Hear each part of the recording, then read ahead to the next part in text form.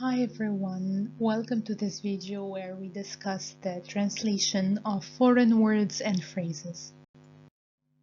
So to help us get started, I'd like to draw your attention to this reference book, which is the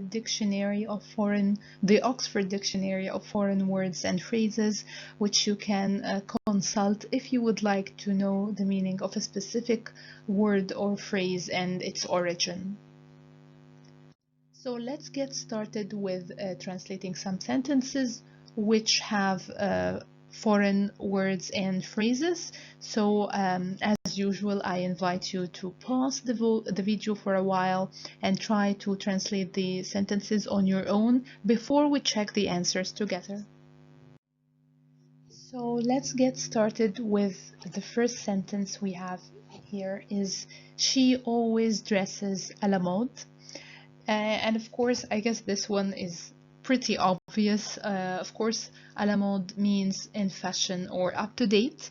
So a possible translation for this sentence would be دائما ما ترتدي ملابسها حسب أحدث صيحات الموضة or الأزياء. How did you translate this sentence, I wonder? I hope that you kind of managed to get the same meaning in your translation. Let's see the second sentence. He is the de facto ruler. Of course, de facto is now a very famous brand, but here de facto means existing or holding a specified position in fact, but not necessarily by legal right. So a suggested translation here would be هو الحاكم الفعلي أو الحاكم بحكم الأمر الواقع. So again, so the meaning here means that this ruler is holding a specified position, so he's the ruler in fact, but not necessarily because legally this ruler should be in charge. So the third sentence is the meeting was postponed sine die. So sine die basically means without any future date being designated. So this one is pretty easy to translate because we have a similar expression in Arabic, which is تم تأجيل الاجتماع إلى أجل غير مسمى. So let's see the following sentence. A coup d'etat is no longer accepted by the international community. So a coup d'etat is basically a sudden, violent, and illegal seizure of power from a government. So a possible translation here is لم يعد الانقلاب and you can say الانقلاب السياسي to make it clearer that you're talking about political coup d'etat. لم يعد الانقلاب السياسي أمرا مقبولا لدى المجتمع الدولي. The final sentence in this group of sentences is an ad hoc committee was formed to investigate the matter. So an ad hoc, basically ad hoc means that an ad hoc committee means that this committee was created for a particular purpose as necessary. So basically this committee doesn't exist on a regular basis. So suggested translation here is تم تشكيل لجنة خاصة لتقصي الموضوع or تم تشكيل لجنة خاصة للتحقيق في الأمر. So the point here is that an ad hoc committee would be لجنة خاصة. So لجنة خاصة شكلت أو you can even say لجنة شكلت خصيصا للتحقيق في الأمر. So let's check now together another group of sentences with more foreign words and phrases to translate. So as usual, kindly pause the video and attempt to translate the sentences on your own before we check them together. So let's check the answers together now. The first sentence we have is, I need to speak to James vis-a-vis the arrangements for Thursday.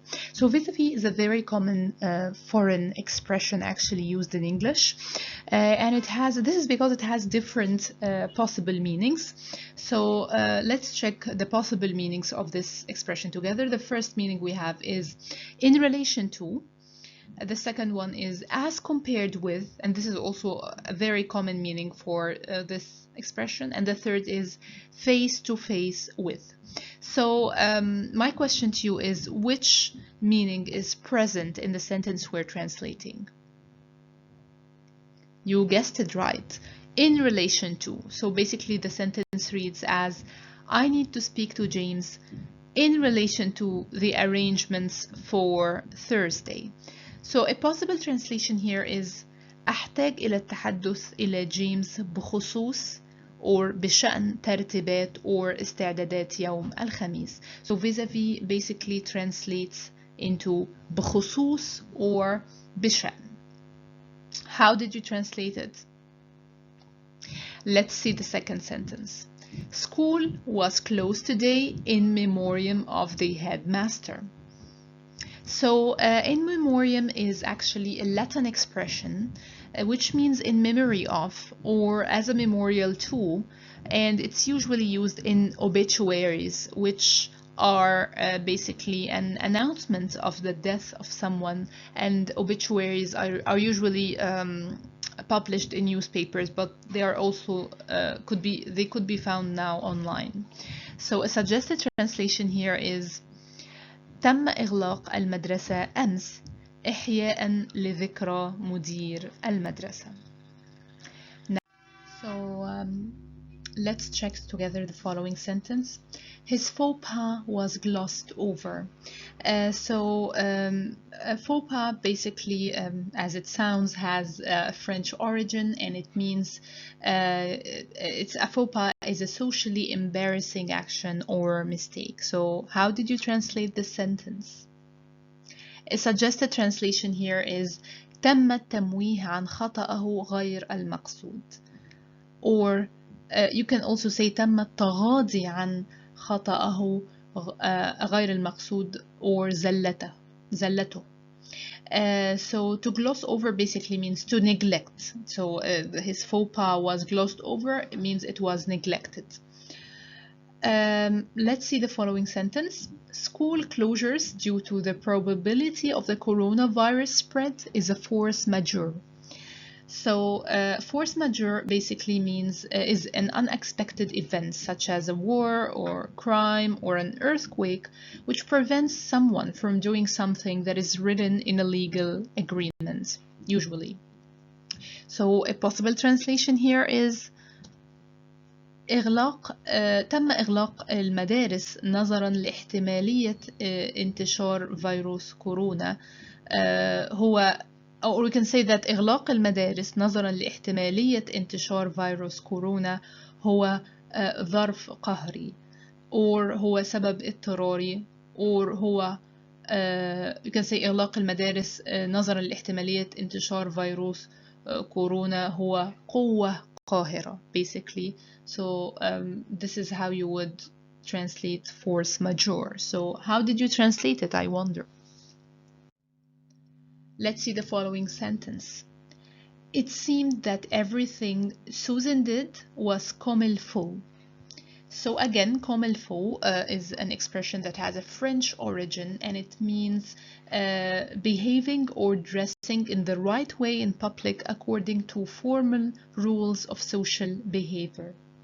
So a suggested translation here would be يبدو أن كل شيء فعلته سوزان كان كما يجب, or simply put كان صحيحا. Let's see the following sentence. This is my first bona fide job. Again, this is a very common expression, bona fide, and it basically means real or true or not false.